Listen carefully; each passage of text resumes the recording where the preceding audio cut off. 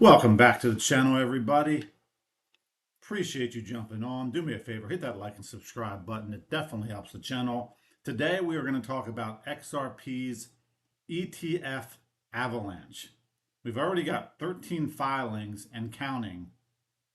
Are you ready for this ETF explosion? We're going to jump into that and a couple other items that are trending out there in the crypto universe. But before we do that, let's take a quick look at pricing. Bitcoin up a little bit here, 2.87%, sitting at 84,802.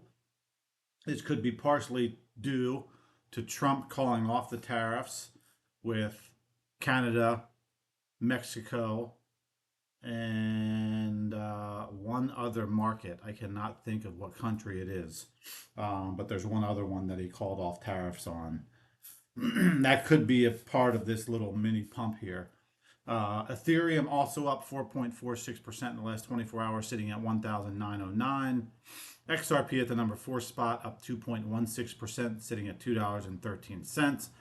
And then Solana at the number 6 spot, up 1% in the last 24 hours, sitting at 126.51. So let's jump over into this ETF news as it relates to XRP. And these ETFs are piling up. There's 13 filings at least and counting. The SEC is out and the floodgates are open. Are you ready for what this is going to do for XRP? I'm counting them down and prepping you on these ETFs. So make sure you subscribe and stay tuned. Since the SEC has dropped its appeal on March 19th, 13 firms such as Franklin Templeton and Bitwise have filed for XRP ETFs. So this, and just a reminder, here is Brad Garlinghouse on March 19th talking about the case being dropped. So let's just revisit this here. Take a listen. If you haven't seen this before, this is good stuff. As many of you know, just over 4 years ago, the United States SEC filed its lawsuit against Ripple. I'm finally able to announce that this case has ended. It's over. Sitting here today and reflecting on 4 years ago, it seems very clear to me that this case was doomed from the start. In so many ways, it was the first major shot fired in the war on crypto. I truly felt like I knew then that Ripple was not only on the right side of the law, but I felt that we were also going to be proven to be on the right side of history. It really, I think, sends an ominous sign for innovation around cryptocurrency in the United States. Picking winners in general has not been something the U.S. government should be in the business of doing. I think the judge realizes this is not just about Ripple. This will have broader implications. As Mary Jo White, the former head of the SEC, has said publicly that she views this as a dead wrong, and the SEC is dead wrong on this decision. Ripple is the first company with the resources, determination, and grit to fight back against the agency's overreach. And today, this journey finally concludes. Today is a victory and a long overdue surrender by the SEC. The SEC, under Chairman Gary Gensler, went after the whole industry, using the same arguments they used against us. They weren't out to protect investors. They were out to intimidate and terrorize.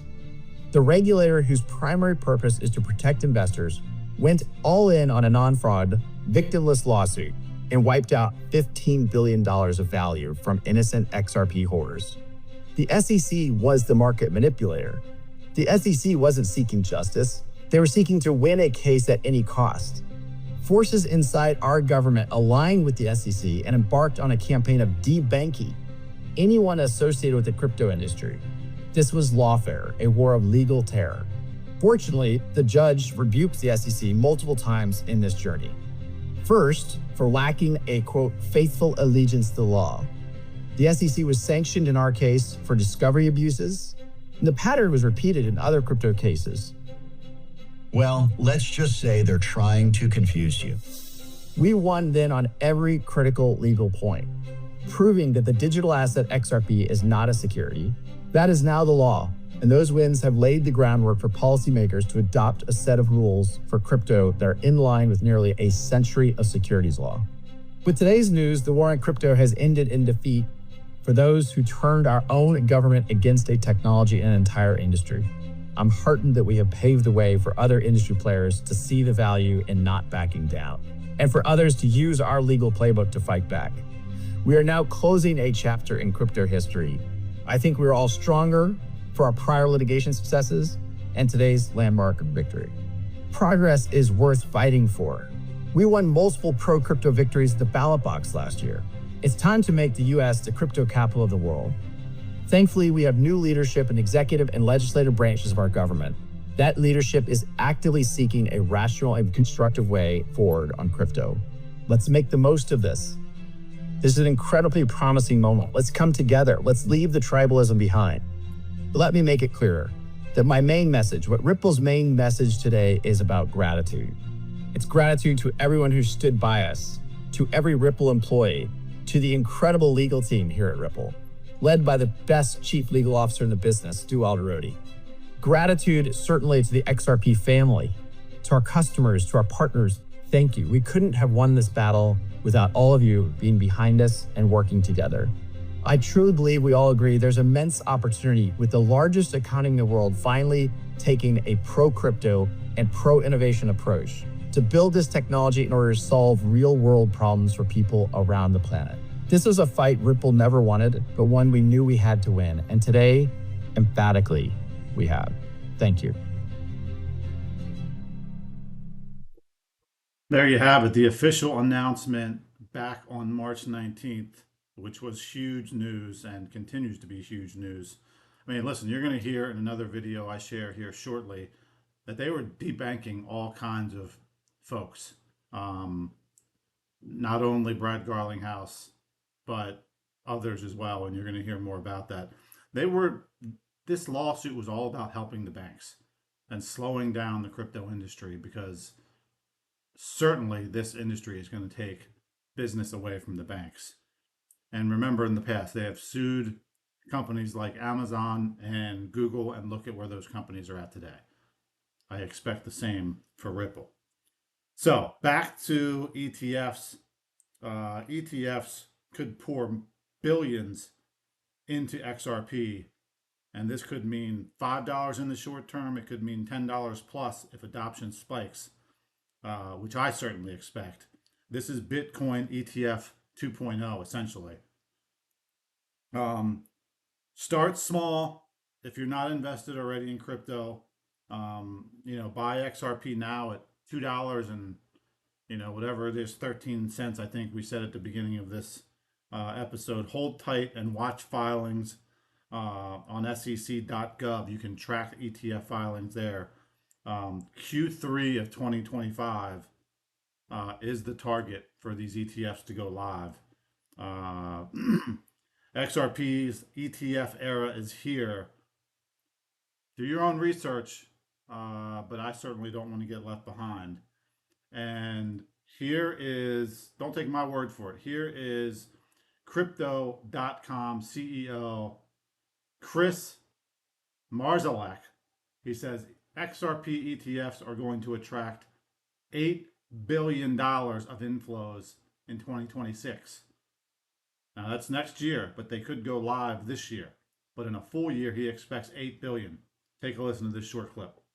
Next couple of years, I think altcoins that have strong flows will outperform.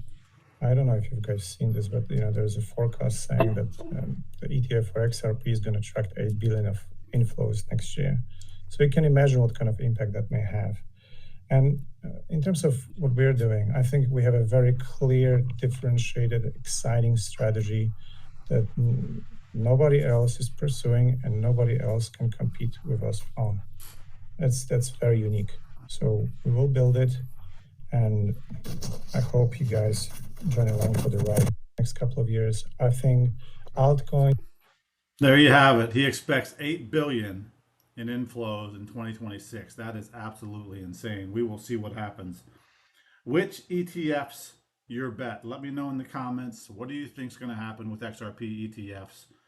I think it could bring very big things to the XRP community. I will keep you posted. Make sure you're subscribed, and we'll continue to follow this. Now, I said I wanted to share another video with you.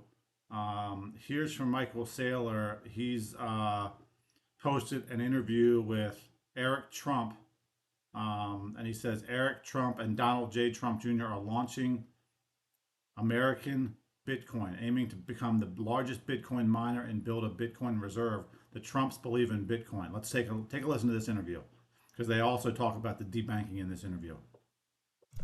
Welcome back. The Trump family's crypto blitz. Eric Trump and Donald Trump Jr. announcing their investment in a Bitcoin mining company. The Trumps' American data centers merging with American Bitcoin, aiming to create the world's largest crypto miner and build its own Bitcoin reserve. Joining me now is Trump Organization Executive Vice President and the President's son, Eric Trump. Eric, great to see you. How are you, Maria? Great. Congratulations on this. Tell us what you're trying to do and why a Bitcoin reserve is needed. Yeah, you know, Maria, I never thought I'd fall into the world of crypto until every bank started canceling us for absolutely no reason whatsoever other than the fact that my father was in politics, right? I mean, we got canceled by absolutely everybody. They came after us viciously.